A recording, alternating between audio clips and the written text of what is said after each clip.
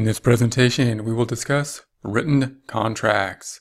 At the end of this, we will be able to list and describe contracts that must be in writing, discuss the kind of information that must be in writing, discuss the standard of construction rule, and discuss issues related to e-commerce. As we've discussed in prior presentations, there are 4 elements necessary in order to create a valid legal contract, those being mutual assent, consideration, capacity, and legality. These are the 4 components for a contract. Note that none of them, require the contract to be in writing. However, under the statute of frauds, there are certain contracts that are required to be in writing. So the statute of frauds is going to give us a list and give us some examples or explain out what type of contracts we're going to need to have in writing. Those contracts are going to include contracts that cannot be completed within a year, contracts transferring real property rights, contracts for the sale of goods of $500 or more, certain contracts entered into by executors or administrators, contracts in consideration of marriage, and contracts by one party to pay a debt of another party. When considering contract law, it's important for us to note what constitutes a contract and what does not, and when they need to be in writing, so that we are better equipped both to know when we get into a contract and when we're not going into a contract. And it's important to note that both in terms of what constitutes a contract, including the idea and the knowledge that it doesn't necessarily take a written contract. We can have basically a promise, more than a promise. It has to have the 4 elements. But in essence, it could have an oral contract and be much less formal than many people would, first consider when thinking about a contract. As we think about contracts, of course, we typically think of those that are in writing, a formal contract. That's the thing that probably comes into mind most of the time. We also want to know, however, when that formal process is going to take place, when we do need to put something in writing in order to be constituted as a contract, as a legal contract in those certain situations. And we also want to keep in mind the logistics of it in terms of what's best practice, of course. When we do make a contract, at what point in time do we want to put it in writing, whether it is required to do so by law or not.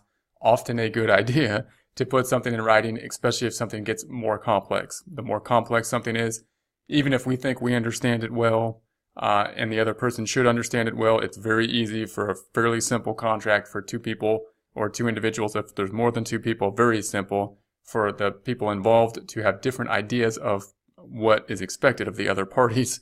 And if we define that better and better, that's usually leads to a better outcome in the whole in the contract.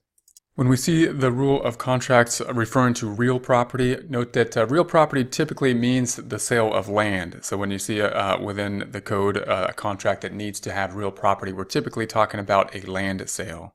When we hear that something needs to be in writing due to a contract involving an executor or administrator, that typically means a term where there is a deceased individual and we need to distribute the goods of the estate, meaning we're going to gather up all the estate, all the assets minus the liabilities of the deceased individual, and then we're going to have to administer that in some way. That's typically done with an executor if the person who is deceased named an executor in a will.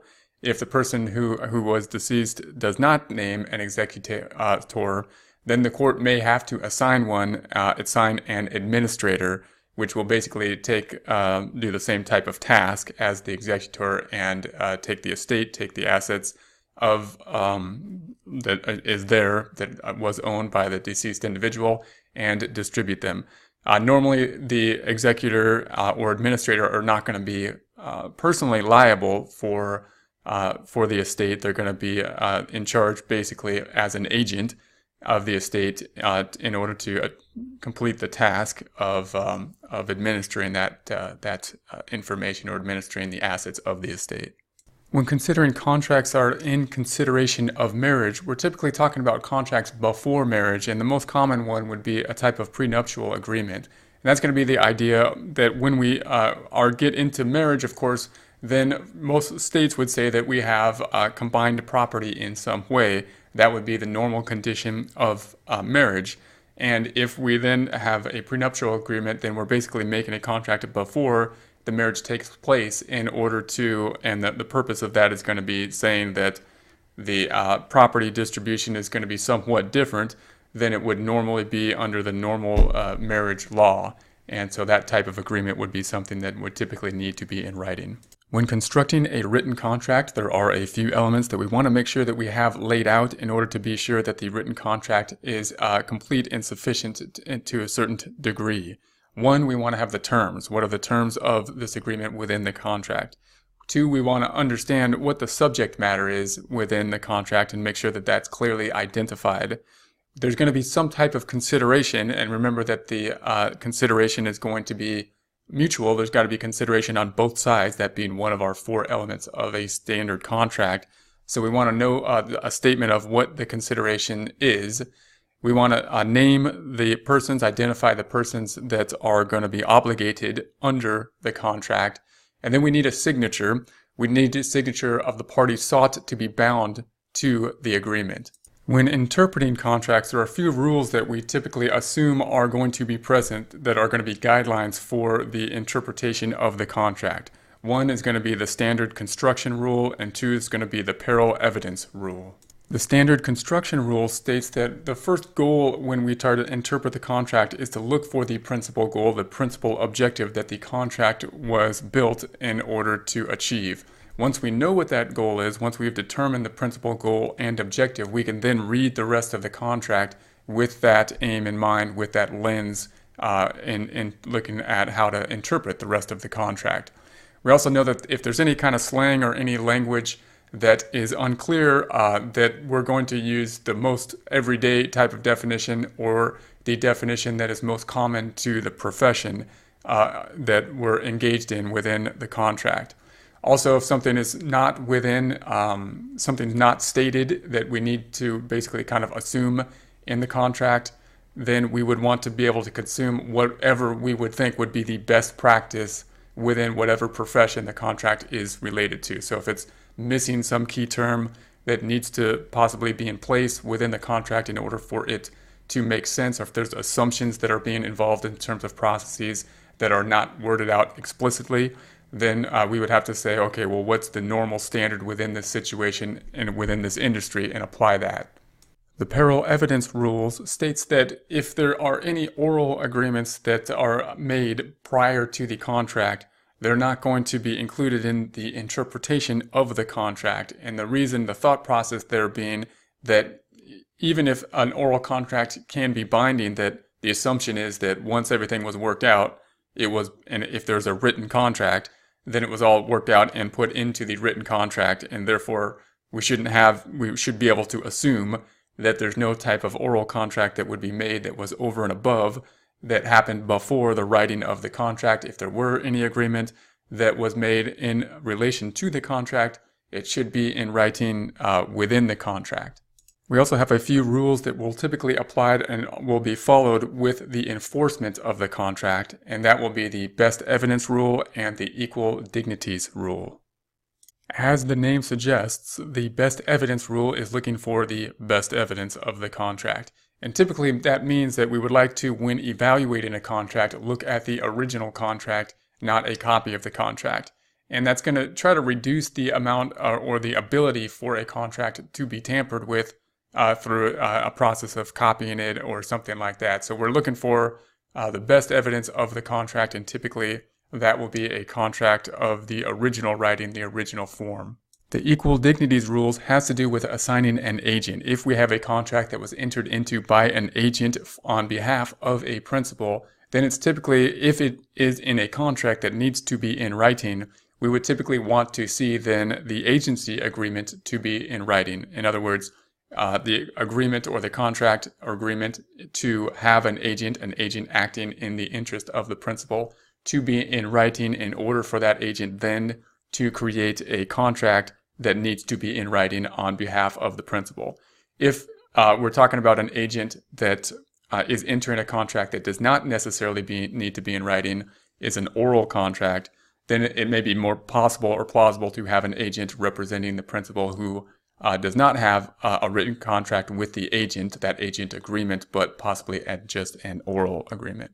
Again, when we think about these terms, we also want to think, what's the law in terms of when you need a written contract, when you not need a written contract, and just what's best practices. They're not the same thing.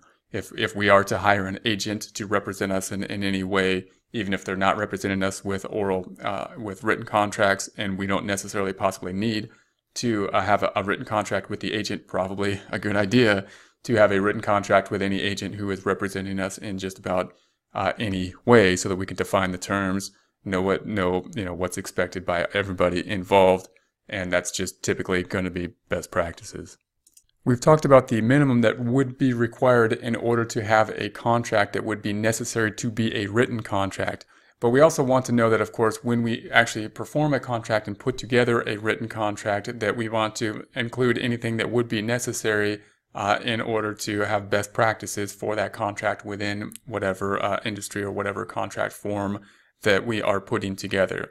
So, for example, when it comes to the signature, we typically, best practices would want to have 2 signatures rather than just one. It is possible to have a contract completed with just 1 signature, but if only 1 signature is on the contract, only the signer would be limited to the obligation of the contract by the individual who signed. Also, when we do sign the contract, we want to typically be signing with the normal type of process that we would be using for our signature. However, it is possible for any mark to be used.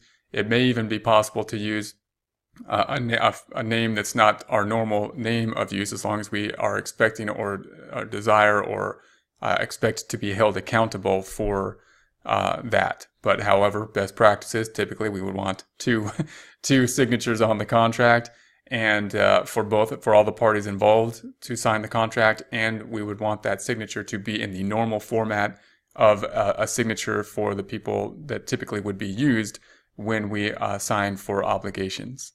There are some contracts that would be in writing and also require some type of witness and acknowledgement by another third party. The idea being that the witness would then be able to observe the process and make sure that the people signing actually have signed the document and have done so of their own free will. So, for example, if we had a certificate of title for a car or some type of motor vehicle, or a deed to property, real property such as land, these are areas where we typically have a notary public that would be required a third party, typically a neutral third party or a trusted third party, that can then witness the signing process, have acknowledgement of the signing process, and then they can sign off that they were present through the process, as well give a seal of approval in order to give some added assurance and authority that the contract was indeed signed by the 2 individuals indicated on the contract, and done so of their own free will. When we move to the world of cyber commerce, we still have the same basic rules of contracts, the ideas of what makes up a contract, but putting those rules together in practice can cause some problems. We know that some of the main type of online practices would be buying and selling online, and those are going to be, of course, institutions such as Amazon is an area where the purchasing directly from Amazon is going to be the common practice or the format of the business model there. We also have business models where the online practice is really looking to put together a buyer and seller, try to find a way that people can go on a platform and put together a buyer and seller. And so we know that there's going to be some problems when we look at an online transaction. One is just to be able to identify who we're actually dealing with when we deal with an online transaction, who's the person who's actually making the offer, who is Amazon dealing with on the other side. It's difficult to have security on the identity, especially when we're not meeting face to face and we don't have the documentation that we would typically possibly be using, or a signature that we would use in a face-to-face transaction. The second hurdle that needs to be overcome when we talk about e-commerce is going to be just the paper trail. It's possible, obviously, when we do something on a computer, we don't have that same paper trail. Now, it is possible, and we're working around, obviously, the e-commerce is working around these problems in order to have better ways to identify individuals in a cyber world that have really come a long way. and have done very well in terms of how can we make up a process so that we can see a trail a digital trail of the process being handled, so that we do have some type of audit trail as we go through the process of e-commerce. When considering the problem of verification, verifying the individual that will be involved in the contract, for example, if we're Amazon, how do we verify the other individual in a contract, or if we're in any business that's trying to verify the contract information? One possible way is that we can actually make a contract to delay the completion of the contract until some verification has been made in some other way. And of course, that's not going to be sufficient for someone like Amazon, because they're going to want to process the transactions as fast as possible and would like to have some way to process the transactions in real time in e-commerce. Another type of solution would be to have some type of digital signature, and the digital signature being some process that we can put together that would, of course, act like a signature. The Uniform Electronics Transaction Act defines a digital signature as an electronic sound, symbol, or process attached to or logically associated with record or executed or adopted by a person with the intent to sign the record.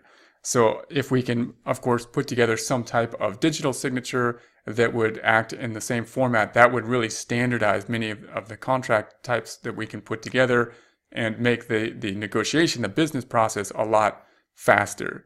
And notice we're always talking about the give and take when we get into these types of issues in terms of speed versus risk. We want more adherence so that we can have more trade. More trade is good. That typically makes everything better off. But of course, there's going to be some give and take, possibly at least in the early stages, or at least until everything is worked out in terms of problems with that. One problem being the problem of verification, and that having to do with, of course, identity. Another best practice within the contract, if we have an online contract, would of course be that we want to make sure that there's a copy available of the online contract, typically in a PDF format, that can then be downloaded and then have a physical copy, have it be printed out and whatnot. Within that contract, we would want to have certain conditions within the contract to be addressed within the agreement. This, of course, would be something we've all probably seen in terms of the terms of agreements that are typically accepted to, and would be something we usually have to say, okay, I've looked at the terms of agreements here. We typically have a refund policy, return policy is going to be laid out, a limitation on the remedies that can be used by the parties. We want to know what the payment procedures will be. We want provisions for relating to the offeree's manner of acceptance. We want the ability of cyber signatures to be within the contract, and dispute settlement instructions are going to be some of the components that should typically appear within a contract, which is an e-contract or a cyber contract. The e-Sign Act is going to be a very important act for e-commerce. The e-Sign Act is basically saying that if two parties have entered into agreement with an e-contract, that contract is as legally binding as a normal paper contract.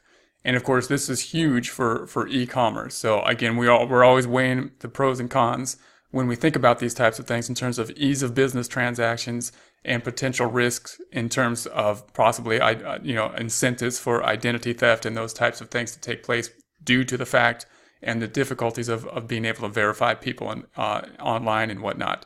But the e-Sign Act is a huge step in terms of having more trade online. It's one of the things that are going to allow us to purchase more online, and that's going to make trade overall go up, which is typically a good thing. If trade can be increased, that's typically good. What would not be good, the problems that are potential, are people's lack of trust. If we can't put a system together that has enough trust within it, then people may not increase trade because they don't trust the system. So far, with the advances in technology and the ability to try to put in different types of verification systems, have felt comfortable making the e-signature act, and that stating that a signature, an electronic contract, is as binding as a paper contract. The Uniform Electronic Transactions Act is another act that really is a pro for e-commerce in that it's focusing in on the similarities between a paper contract and an e-contract, focusing in on the idea that if we are entering into a contract in an e-format, that contract will be similarly binding as a paper contract. It's not adding any new guidelines that would be really required for an electronic contract, rather it be focusing in on those things that are going to be the same, the similarities between a paper contract and an e-contract, and focusing in on the binding nature or the similar nature of those two as we enter into any type of contract, whether that be a paper contract or digital contract. The Uniform Computer Information Transaction Act, the UCITA, focuses on the same type of principles as the e-Sign Act and the Uniform Electronic Transactions Act, but it involves these concepts in terms of specific types of transactions, meaning we're talking about the idea that a contract that would be an e-contract would be having the same legitimacy in terms of a contract as a paper contract as it relates to certain types of transactions that involve the sale or lease of computer software, computer databases, interactive products, things of this nature. Multimedia products are going to be specifically covered within the Uniform Computer Transactions Act with the same type of objective, the objective being that with these types of transactions with an e-signature or an e-contract, we'll have the same binding type of nature as we would with a paper contract. The Fair and Accurate Credit Transactions Act, the FACT Act, is going to be an act that's going to look to address the identity theft type of problem, specifically with regard to credit cards. As we get more convenient, of course, in terms of transactions, especially transactions online, cyber transactions, different forms of transactions that make the process much easier and much faster, one of the concerns then, one of the big problems is going to be the idea of identity theft, in terms of these transactions, specifically identity theft with relation to money transactions such as credit cards. Therefore, the Fair and Accurate Credit Transaction Act is going to prohibit the merchant, the sellers, to use credit card receipts that we're going to receive once making a purchase that has more than just the last 4 digits of the credit card number that we use. In other words, when we make a transaction and we get a receipt from the vendor, the receipt's not going to list our entire credit card on it. And the idea there being is that it's going to be less easy for individuals to then get that receipt that we may put in the trash or something and use it and have the entire credit card number, which makes the process of identity theft that much easier. We also want to remove the expiration date from the credit card receipts as well. And that's, again, another kind of fact that would be necessary when making e-commerce transactions or any type of transaction. And it's one more thing that would be a little bit more difficult for a theft to find if we take it off the receipts, and therefore people aren't throwing away receipts that have a lot of the information necessary in order to make transactions on it. For more accounting information and accounting courses, visit our website at accountinginstruction.info.